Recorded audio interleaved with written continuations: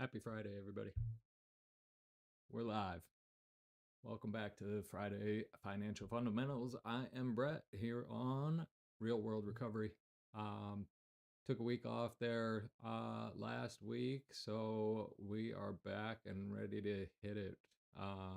We're going to talk about rebalancing, equities versus commodities, and the importance of long-term investing. So we're going to hit a few different things this week. And starting off talking about rebalancing and why it's important, and then some of the traps with doing that as well. And then we'll transition into some of the different types of things to diversify that portfolio with, and then end up kind of touching on the importance of having something long term in your financial health. You know, the whole goal, as always, is to continue to refine our strategy and continue to stay on track and protect any of those, protect that progress and protect those gains that we've made. How and when to rebalance our portfolio. Understanding the difference between equities, commodities, and the different types of things that can go into our portfolio. The best way to structure a long-term investment strategy. And then why, for a long-term portfolio, what I call the set it and add to it is the best mindset for investing. So yeah, let's jump right in. Let's start with rebalancing. So it's one of the easiest ways to manage risk and lock in overall gains and profits without having to completely overhaul everything and redo everything that we've already done. So what we aim to do when we're building out a investment portfolio is we want to find quality names and quality investments that have value, things that are going to grow and provide financial stability and grow over time, that we're comfortable having our money invested in for a long period of time. But what's going to inevitably happen is those investments, the balance is going to drift naturally, as far as how that money is allocated. And so over time, what we're going to want to look at is how we rebalance and reallocate the percentages of where that money is allocated. So if certain stocks, if we're not just invested in an S&P 500 fund and that's it, if we've got individual stocks in our portfolio and a certain stock has a really good year, it's inevitably going to make up a greater percentage of our portfolio than other ones, and that may be causing an imbalance, more so than intended, and that opens up greater risk than we're maybe a greater risk than we're maybe comfortable with. So what rebalancing does is it brings us back to that more comfortable risk tolerance ratio. So how often should we do this? Annually, semi-annually. It all depends on how spread and how diversified your portfolio is. So if you've only got 2 or 3 stocks and that's all you're invested in, it might require a more frequent check-in to rebalance. But if you've got a decent diversification, if you've got 10 to 15 stocks in your portfolio, then and they're high quality names, blue chip stocks that, companies that you've known about your entire life that, um, you know, for example, Campbell's Soup or UPS or uh, Microsoft or Google or, the big name brands that have been around forever that you use in your daily life every day, like, they're going to be around. So if you've got a good diverse portfolio of stocks like that, and um, once a year, check in on your portfolio and see how balanced it is. Once a year is pretty good check-in rate to just kind of make sure. You could also do a threshold base. So you could say, like, I don't ever want any one thing in my portfolio to be more than 10% of my of I don't want anything to have more than 10% of my portfolio, or 5% or whatever it is. And in that case, if it gets over that, then it's time to check on it and rebalance. And then the easiest way for these accounts, and a lot of these retirement plans will have this, is a target date fund, where you just say, I plan to retire in 2045 or 2050 or 2055. And you just say, put my money into that fund and it will automatically rebalance, once a year or whatever. And it takes care of all of that. It's extremely convenient. No concerns about what do I put it in? How often do I rebalance? What should my allocation as far as stocks, commodities, index funds, bonds, any of that be? The only downside with those is there's higher fees, but it takes care of all of that for you. So, it can be a good trade-off. So, that's a good option for a lot of folks. So, some things to consider there. Check in once a year. Make sure that you've got the right mix as far as, do I still have the right percentage?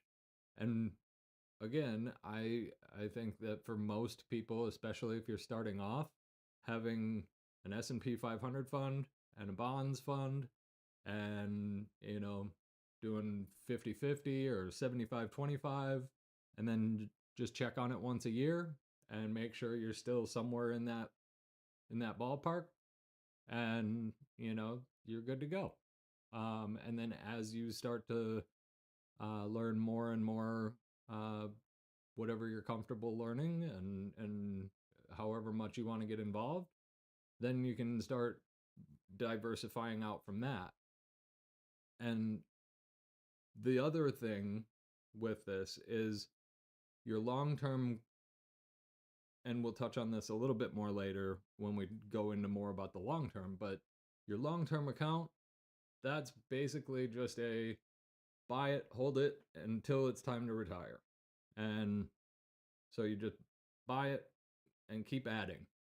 And then if you want to have an account where you're getting used to making trades, have a much smaller account. Set up a separate secondary account, and that's where you can get into playing around with individual stocks and things like that, and get used to making those individual stock buys, and get used to using some of the other tools that we've talked about, to start doing some more in-depth analysis as far as using some technical indicators and things like that to um, teach yourself some more things as far as individual trades. But the long-term account, that should be left alone for all of that. Some common rebalancing mistakes. Over trading. This is, again, that set it and add to it. Just every single trade. The reason most of these places give you a free brokerage account is because they make money on every single trade you make.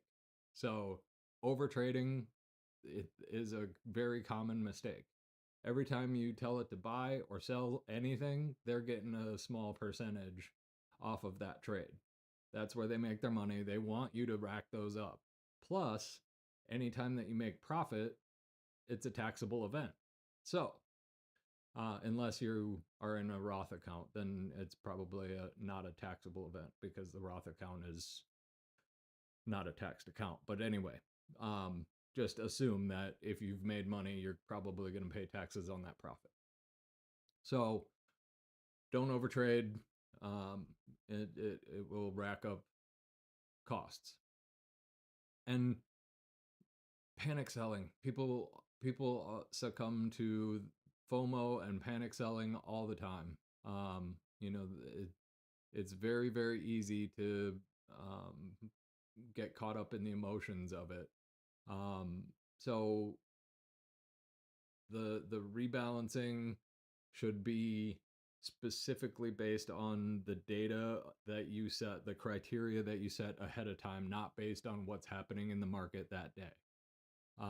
So, oh, this stock went down today. That's not a reason to rebalance your portfolio. It's because it already hit some predetermined criteria independent of what happened in the stock market. It's because something happened in your portfolio. It's not about reacting to short-term movements. It's about something that happened on a bigger, wide-angle view. And that will catch a lot of people up. It happens way too often that a stock will have a bad day or a bad hour, and people will see the stock start to go down, and then they think they need to sell. They panic, and they'll sell at a loss, and then next thing you know, the stock rebounds, and then they're buying it back, and they could have just held. Now they've made 2 trades, they've lost money, and yeah, and it could have all been avoided by just not succumbing to the emotional response. So don't make those mistakes. Or if you're going to make those mistakes, make them in a small account and learn from it for cheap, not in your long-term account. So couple of big mistakes that happen to a lot of people to avoid. Watch out for them. Equities and commodities. We hear those terms a lot, so let's just define them. So a couple of different asset classes that are out there. Equities, they represent ownership in companies. So these are stocks or other ways that represent owning part of a company. They can grow in value. They can provide dividends. They can be shares of an index fund, total market funds, parts of a real estate investment trust, or a REIT, as it's shortened and referred to, emerging market funds. These are all things that you can use to diversify a portfolio and give you exposure to different segments of the overall stock market. ETFs are another good example. Bonds are even, ways of showing an equity. And so these are all different ways to diversify your portfolio and have growth and generate income. So dividends are a great way to generate cash into your portfolio as well. Um, and so you want to have a good mix of all of these. Um, and an index fund does all of these. If you have, you know, an S&P 500 index fund, you get a little piece of all of those 500 companies. Some of those companies pay dividends, and so you do get some dividends, not nearly as much as if you would just own a stock that pays a dividend, because it's spread out and it's a much smaller chunk of that stock, but it does cover some of that. Now, a commodity, a commodity is a tangible asset. So it's something like gold or oil or silver or sugar or anything like that. Something that has intrinsic value.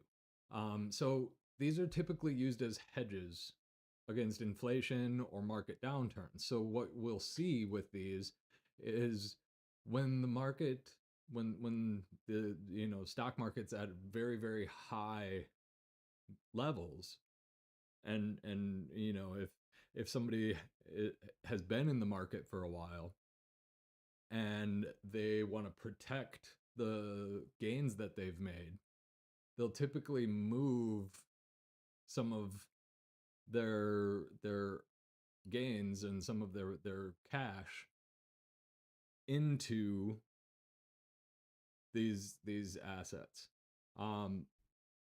Not a lot, because they're usually very volatile. So they usually go up and down quite a bit. You'll see this with oil. Oil, the price can go all over the place. Gold very recently has gone crazy. Um, so you don't see this typically as like a core, like, cornerstone of anybody's portfolio, but you'll see a small portion of it, usually a few, maybe 5% of somebody's portfolio will be in commodities or something like that.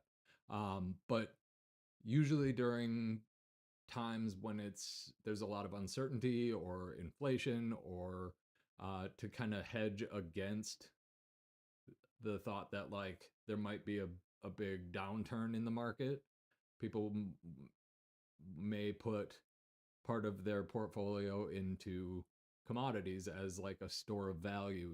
You'll hear that phrase, because the thought is one bar of gold is always worth one bar of gold, right? One barrel of oil is always worth one barrel of oil, and so it's tangible. It's a thing you can hold and touch and see, and it has a use. It has a intrinsic value, they call it. So that's the difference, and that's the use behind it, and the thought process behind it is, um, once they already have made profits and made gains in the stock market, as a way to kind of deploy some of that those earnings and that profit as kind of a hedge against potential losses, it'll be used as, okay, well then I'm going to put some of these profits into these commodities as a hedge just in case there's a downturn in the market. So that's why people would typically put money into gold or oil or things like that, as your average investors. So what we want to then look at, having covered rebalancing and some of those other asset types, how do we structure a strong long-term portfolio that we can keep simple, that will last us for a long time, that it can just be easily built over time, stable, and it's easy to maintain, and it'll keep growing, right? Seems like not the easiest question, but really it is. So, all right, ideal portfolio, broad market index fund. Okay, so like S&P 500 fund or a total market fund. So that gives you built-in diversification, like out of the gate. The S&P 500 fund, like I said, you get a piece of all of those 500 companies, or a total market fund. That's everything in the market. So just by buying that fund, you're built-in diversification right there. And the S&P 500, there's really only like 3 investors in history that consistently have ever beaten the S&P 500 as far as in performance and as far as investing. And there's never been a 15-year period since the stock market started that if you would have put money in and left it for 15 years, that you would have, there's never been a 15-year period where you would have lost money. So it's pretty much just a waiting game. So, um, so you start with a broad market index fund. You get some bonds or bond ETFs. That's your stability. That's a very safe, consistent way to have steady but small gains. Usually it'll outpace inflation, but not by much. You get some dividend stocks or REITs, which are those real estate investment trusts. That generates that passive income. So that's generating some additional cash into the account. That with that cash coming into the account, that can then be deployed into whatever else, whether it's additional dividend stocks and REITs that you buy with it, or you can use that cash to buy more bonds or buy more of your index fund. So even if you're not having a lot of outside cash, so maybe, with whatever job or whatever you've got, maybe you've got a down year as far as income, at least those dividends and REITs are generating some passive income, so you can still deploy that into whatever other investment vehicle you want. You've got some emerging markets exposure. So, whether it's China or India or Europe, Africa, Asia, wherever, but there's index funds that have emerging markets. So you're invested a little bit into those other markets as well. And so that gives you the potential for some higher growth. It is a little bit more risk, but it gives you that exposure for potential higher gains there as well.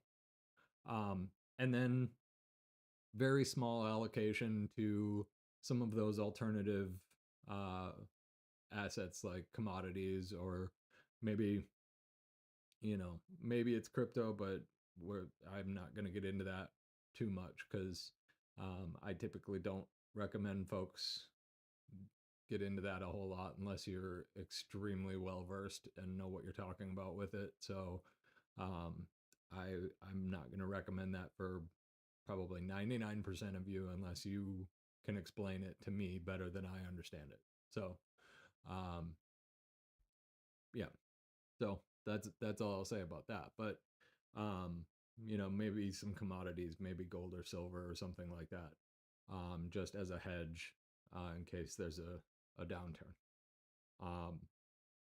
So you don't need a complex strategy, just a good mix of solid assets that have a track history of growth over time. And I mean that's 5 bullet points. That's 5 things, and that's even more than you could even get away with. I could probably just again go back to starting with just 2 things in your long-term account: S&P 500 fund and a bond fund, and you're off to the races there. And then automatic contributions and just buying and regular intervals, and it's what's called dollar cost averaging. So if the markets are up, the prices are a little higher. All that means is you're not getting as many for your dollar. And then if the prices come down, you're getting them on sale, so you're getting more for your dollar. So the prices average out. That's dollar cost averaging. So over time, higher prices and lower prices, you're getting them somewhere in the middle. So like over time, you're still following the same trend line. It's still going up. And so uh, the trick is you're just staying in the game. You're continuing to contribute to that fund, even if it's $10, even if it's $20. It doesn't matter. Just keep that contribution going. Keep the consistency, and it continues to add up. And then the compounding is what really makes the magic happen with those accounts. So um yeah, it's the consistency, not chasing the trends, not trying to find the big quick score, because that's where you're going to get burned. So um yeah, that's really the big trick, is automating and avoid those emotional traps, and rebalance once a year. um and that's the big trick. So yeah, if you if you have an account, if you haven't done it in a while, the big step for this week: check your current portfolio balance, see if you're overweighted, whether you wanted to, use a certain strategy, or, figure out if you want to use the like certain percentage method or what. And see if you need to adjust one way or another. See if you want to add a certain kind of asset class to your portfolio, if you want to add something that's offering dividends or REITs or anything like that.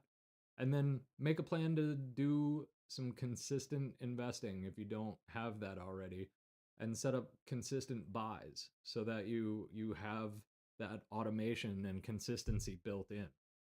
So yeah, that's what we got this week. Yeah, we're gonna um, probably take next week off, but then we'll see you in 2 weeks. So appreciate you guys tuning in. Hit me up in the comments. Let me know if there's anything you want me to talk about, if you got any questions. Otherwise, pop over to the Discord. You can always find me there, and I'd love to answer any questions you might have. Till then, take it easy, you guys. One day at a time.